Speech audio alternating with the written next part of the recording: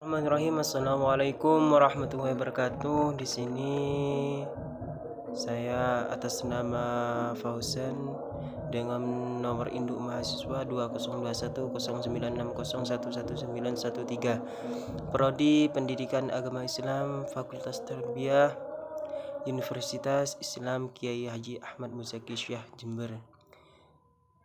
Di sini saya akan membacakan sebuah nazom, yaitu tentang tajwid yang telah ditugaskan pada minggu kemarin begitu.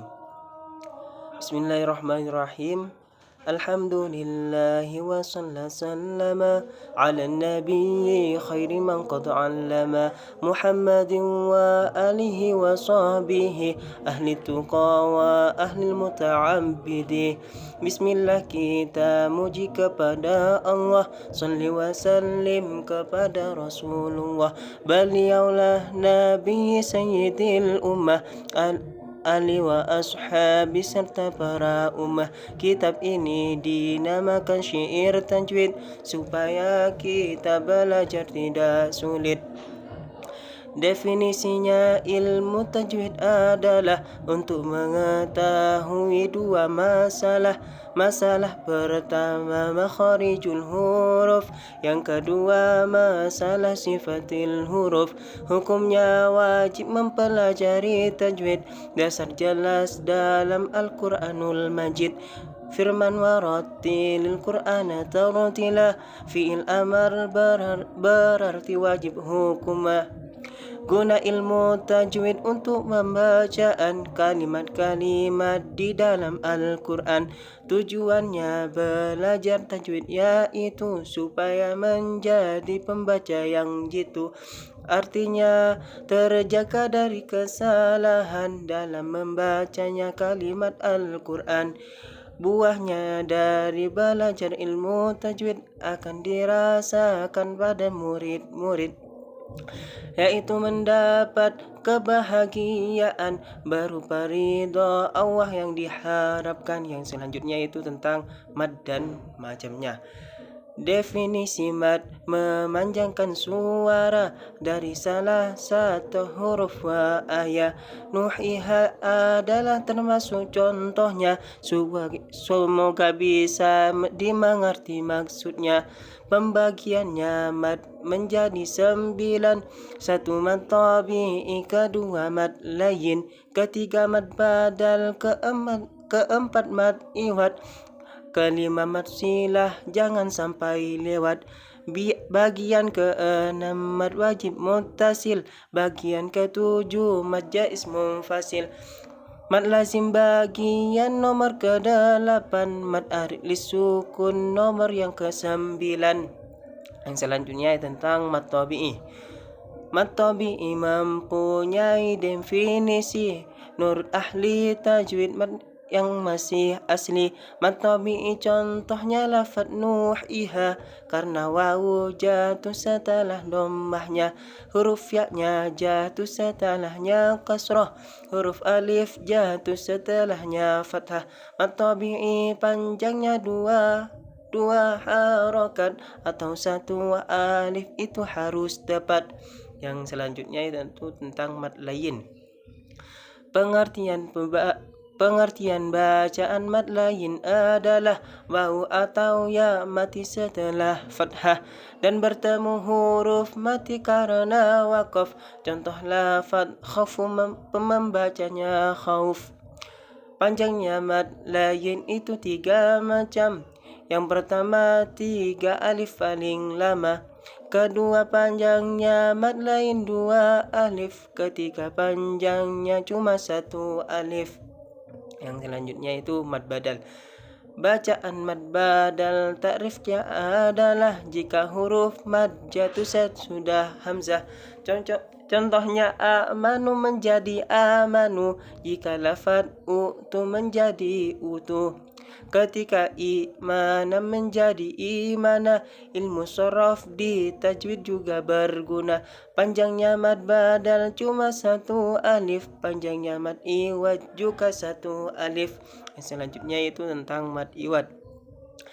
Jika tanwin isim mansub diwakafkan pada alif, maka harus dipanjangkan. Dinamakan mad iwad yusra, bunyikan yusra, ro-nya panjang sebab diwakafkan. Panjangnya mad iwad telah disebutkan dalam mad badal terletak akhiran. Yang selanjutnya itu tentang mad silah. Pengertiannya, mad silah dengan singkat ketika hak dhamir diapit harokat.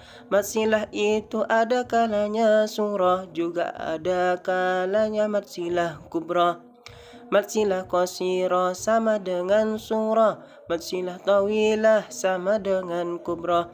Apabila dhamir hak berjumpa hamzah, maka dinamakan mad silah tawilah. Innahu huwa contoh mad silah surah, malahu akhladah contohnya yang kubra.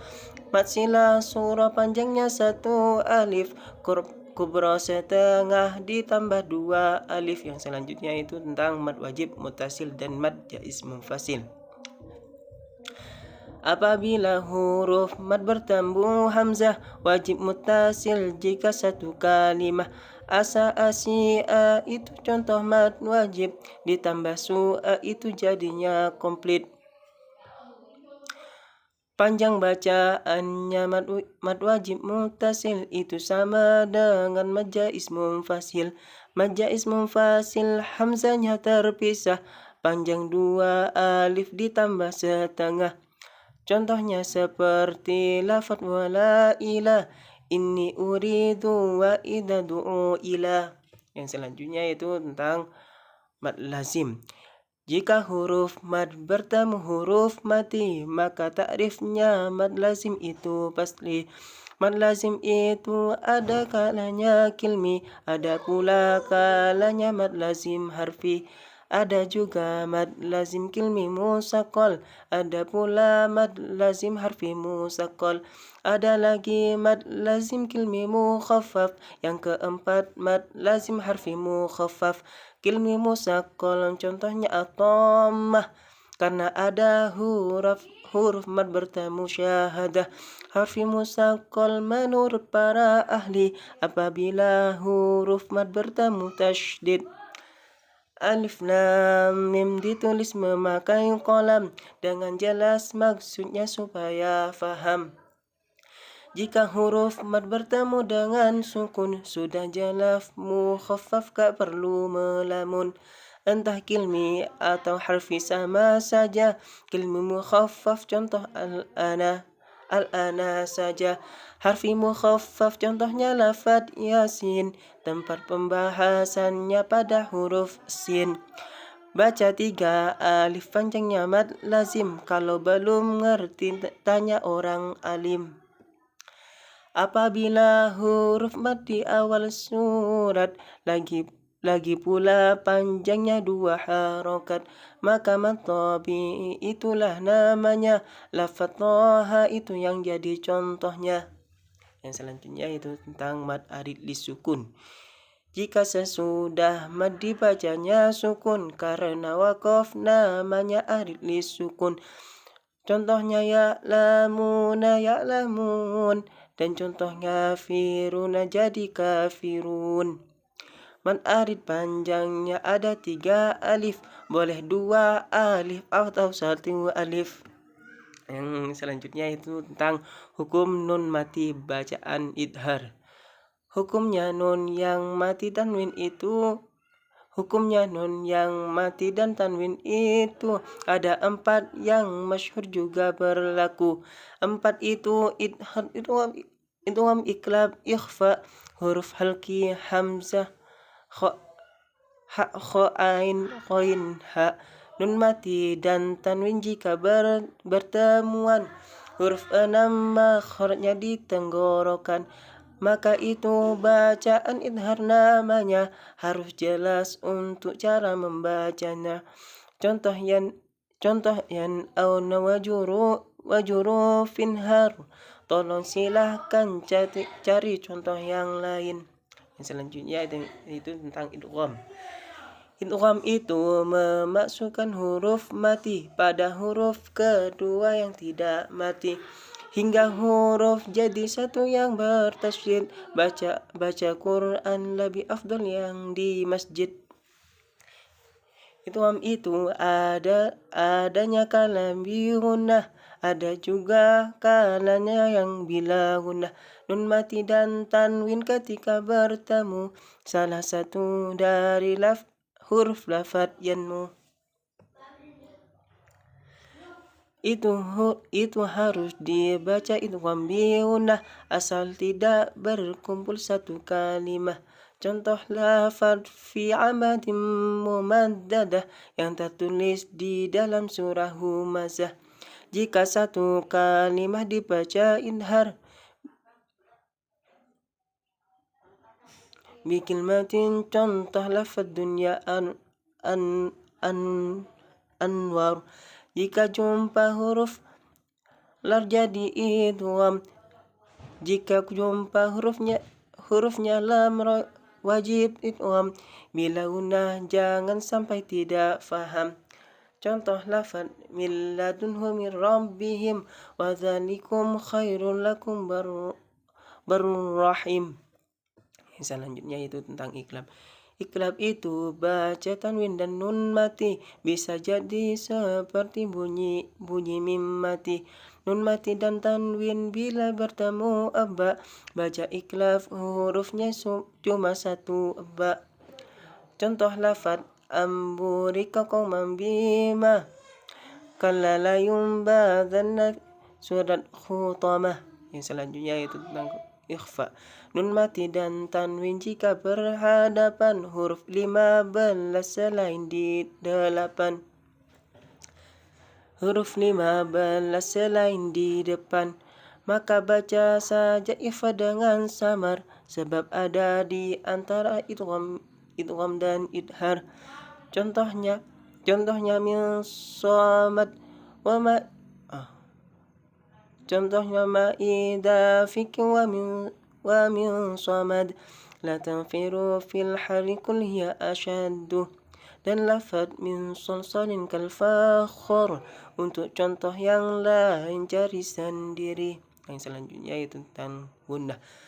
Ta'rif gunnah adalah suara dengung yang dikeluarkan di dalam hidung. Huruf nun mim yang ditasydid wajib kamu baca gunnah. Contoh sumaja jahannamu. Hukum mim mati. Hukumnya mim mati itu ada 3. Ikhfa, idgham, idhar sudah cukup 3. Yang selanjutnya itu tentang ikhfa syafawi. Jika mim mati bertemu dengan ba, maka itu namanya bacaan ikhfa. Bangsa bibir itulah arti syafawi. Jika gabung namanya ikhfa syafawi. Contoh lafadz rabbihkumu bil haqqi wa ma hum bisyukara dan lafadz lakum bima. Yang selanjutnya itu idgham shawir dan idhar syafawi. Mim mati jika bertemu sesamanya, maka idgham shawir itu namanya utitum minal ilmi. Contoh lafadznya shawir itu sama dengan idgham mimi. Jika jumpa selainnya ba mim, maka baca idhar syafawi hum ulaika. Am indahum aw wa idza dan yamsuna hum yanqusuna amruhum wa hakadha. Yang selanjutnya yaitu tentang hukum lam ta'al atau lam ta'rif. Hukumnya al itu 2 hitungnya. Idhar idgham harus tahulah bedanya. Yang selanjutnya itu bacaan idhar qamariyah. Al-ta'rif berjumpa dengan salah satu huruf 14 yang menjadi 1. Abghi hajjaka wa khaf aqimah. Lazimnya dibaca idhar qamariyah. Contoh lafad al-ana wal biril gharari wa kal hariri wal jami wal karari wal wudi wal khasyati wal fujari wal abdi wal qimati wal yasiri wal mu'minil hadi jumlah 14 dengan contoh tertib kelihatan jelas. Yang selanjutnya itu bacaan idgham syamsiyah. Jika jumpa huruf selain qamariyah, maka wajib dibaca idgham syamsiyah.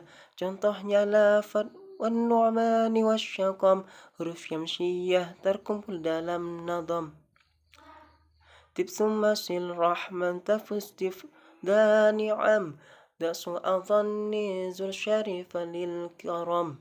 Yang selanjutnya yaitu tentang mutamasilain. Mutamasilain untuk dibuat nama, huruf dua sifat dan makhrajnya sama. Seperti idrib bi'asaka hal hajar, ayat 60 surah Al-Baqarah. Selanjutnya yaitu perbedaan mutajanisain dengan mutaqaribain. Jika ada dua huruf yang berbeda sama makhrajnya tapi beda sifatnya, idgham mutajanisain itu hukumnya. Jika kurang faham silakan bertanya. Tok mati jumpa tak atau sebaliknya. Contohnya qalat ta'ifatun basatta. Tak mati jumpa dal ujibat da'watu, dal mati jumpa tak, contohnya wajadtum. Masih ada contoh yang selain itu, termasuk yalhas dzalika idzalamu. Irkab ma'ana juga jadi contohnya. Hafalkanlah agar kamu tidak lupa. Tetapi jika makhrajnya berdekatan, mutaqaribain itu jadi sebutan. Seperti qul rabbi dan alam nakhluqukum. Balrona, semoga mudah dimengerti. Yang selanjutnya yaitu hukum qalqalah. Qalqalah adalah suara huruf mati, salah satu dari huruf qatbu jadin.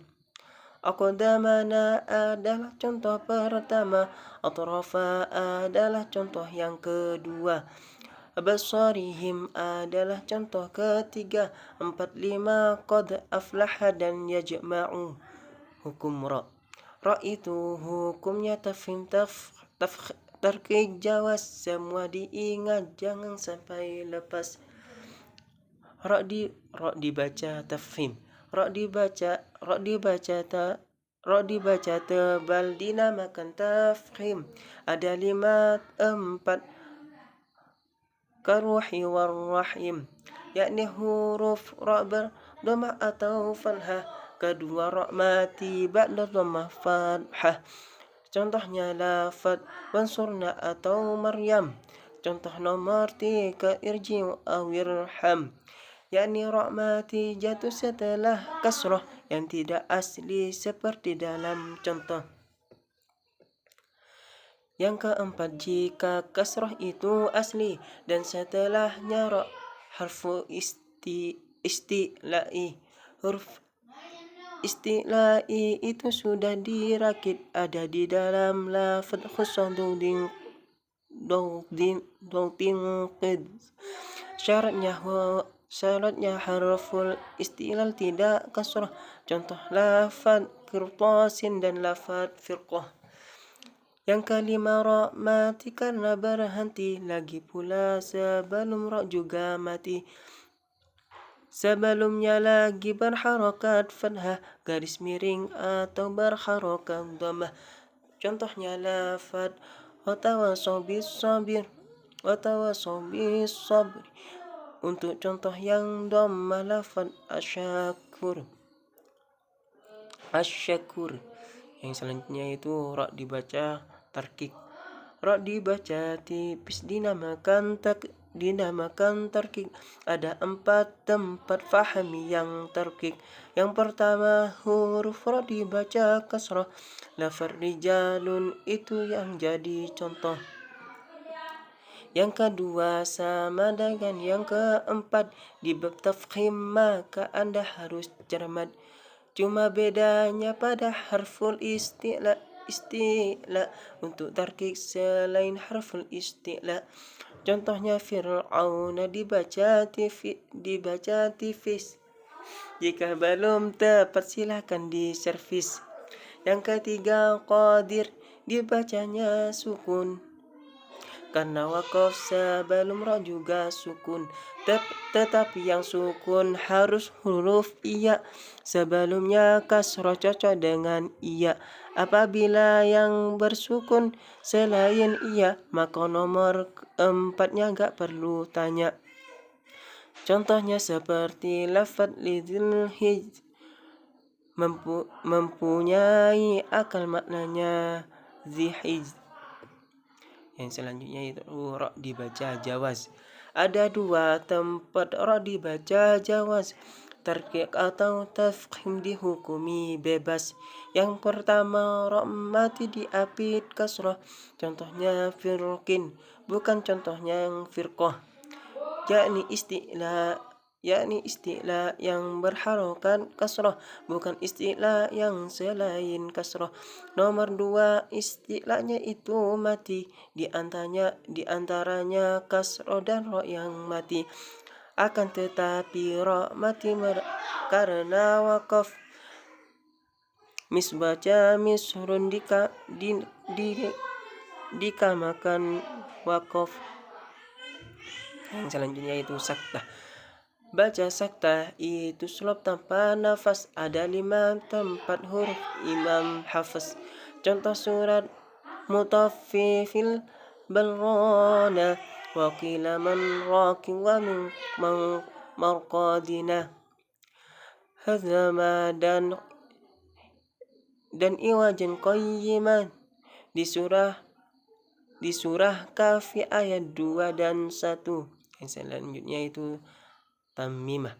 Baca Al-Quran apabila sampai surah Duha sampai akhir dihukumi sunnah. Baca takbir siwatnya Allahu Akbar, yang artinya Allah itu maha besar. Rawi jelas dan Ubay bin Ka'ab selain Anas langsung baca umul kitab. Dilanjutkan awal surah Al-Baqarah sampai 5 ayat surah Al-Baqarah. Yang selanjutnya itu sudah selesai. Mohon maaf apabila ada kekeliruan dari pembacaan, karena baru kali ini saya membacakan nadhoman tentang ini. Kalau dulunya cuman baca nadhom kayak ketauhidan itu. Mohon maaf. Akhirul kalam. Wassalamualaikum warahmatullahi wabarakatuh.